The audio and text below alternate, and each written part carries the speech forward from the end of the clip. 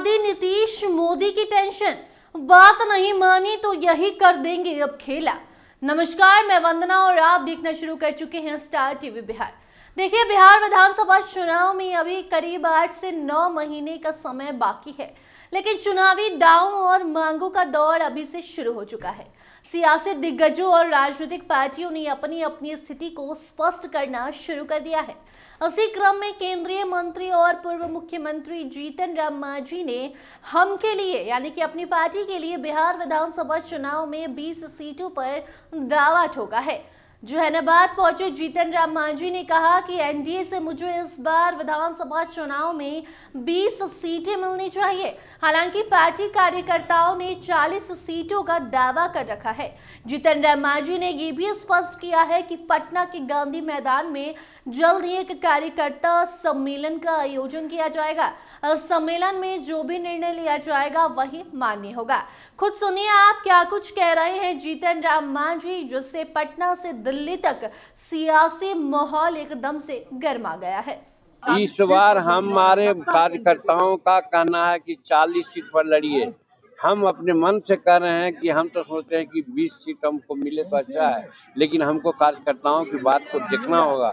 और जब पटना में हम लोग का गांधी मैदान में जब बैठक हम लोग करेंगे, जहां पर 2 लाख 2.5 लाख आदमी को जुटाने का व्यवस्था हम लोग किया है, वहां पर जो कार्यकर्ताओं का निर्णय होगा कितना सीट लिया उसके लिए लड़ाई करेंगे। अगर 40 सीट नहीं मिलेगा तो फिर आप एनडीए से अलग अगर मगर की कौन बात है। हम एनडीए में हैं। नरेंद्र मोदी जी हम लोग को इतना मोहब्बत करते हैं, प्रतिष्ठा देते हैं। नीतीश कुमार कोई भी काम ना होता है, जीतन मांझी पहुंचता है तो काम कर देते हैं। ये प्यार मोहब्बत प्रतिष्ठा कहाँ मिलेगा। लेकिन जो कमी होगी हम लगे परिवार के, हमको भूख लगेगी परिवार में, अपने ये में तो खाने के लिए नहीं मांगे, ये लड़ाई हुई। वो हम लोग का पारिवारिक बात है। वो मतलब कम से कम 20 सीट पर लड़ने का प्रयास हम लोग कोशिश करेंगे। जो हम लोग प्रयास कर रहे हैं वो कार्यकर्ताओं के फीलिंग के अनुसार बात करेंगे आगे। अभी तो कहा 20 सीट हम मांगते हैं, अब हो सकता है हमारे राष्ट्रीय अध्यक्ष बोल रहे हैं ज़्यादा, हमारे और लोग बोल रहे हैं ज़्यादा। ये तो हम कर रहे हैं क्योंकि हम पार्टी के तो अभी कुछ है नहीं, हम संरक्षक हैं। संरक्षक के नाते कर रहे हैं कि 20 सीट भी मिल जाए, अगर हम जीत जाएं तो हम जो चाह रहे हैं वो बिहार सरकार में करवा लें। तो सुना आपने, जीतन राम मांझी ने साफ शब्दों में कहा कि अगर मुझे 20 सीटें भी मिलती हैं तो मैं सरकार से जो भी मांग करूंगा उसे पूरा करवाने में सफल रहूंगा। उनके इस बयान से यह स्पष्ट होता है कि वो पार्टी को चुनावी लाभ दिलाने के लिए एनडीए के भीतर अपनी अहमियत को साबित करने की कोशिश में है। यहाँ पर यह भी गौर करने वाली बात है कि जीतन राम मांझी की 20 सीटों की डिमांड एनडीए के अंदर सीटों को लेकर खींचतान का कारण भी बन सकती है। 2020 के विधानसभा चुनाव में जब एनडीए के भीतर हिंदुस्तानी आवाम मोर्चा ने 7 सीटों पर चुनाव लड़ा था तो पार्टी ने 4 सीटों पर जीत दर्ज कराई थी। लेकिन इस बार एनडीए में चिराग पासवान भी शामिल हैं, जिनकी पार्टी लोक जनशक्ति पार्टी रामविलास ने 2020 के चुनाव में एनडीए से अलग होकर चुनाव लड़ा था। चिराग पासवान की पार्टी एलजेपीआर ने 137 सीटों पर चुनाव लड़ा था। हालांकि सिर्फ एक ही सीट पर जीत हासिल की थी।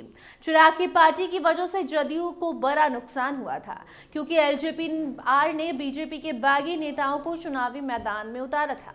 अब देखना यह होगा कि इस बार एनडीए के अंदर जीतन राम मांझी और चिराग पासवान में से किसका पलड़ा भारी रहता है। दोनों ही नेता दलितों के बड़े नेता माने जाते हैं और मोदी सरकार में केंद्रीय मंत्री के पद पर काबिज भी हैं। बिहार विधानसभा चुनाव में चिराग पासवान की पार्टी ने 2020 में खराब प्रदर्शन किया था। इसके बावजूद उनका नाम दलित राजनीति में अहम माना जाता है। वहीं पिछले विधानसभा चुनाव में जीतन राम मांझी की पार्टी ने 4 सीटों पर जीत हासिल की थी और उनकी स्थिति मजबूत दिख रही है। ऐसे में ये सवाल उठता है कि एनडीए के भीतर सीटों का बंटवारा किस प्रकार किया जाएगा, क्योंकि दोनों नेताओं की राजनीतिक स्थिति काफी ज्यादा महत्वपूर्ण है।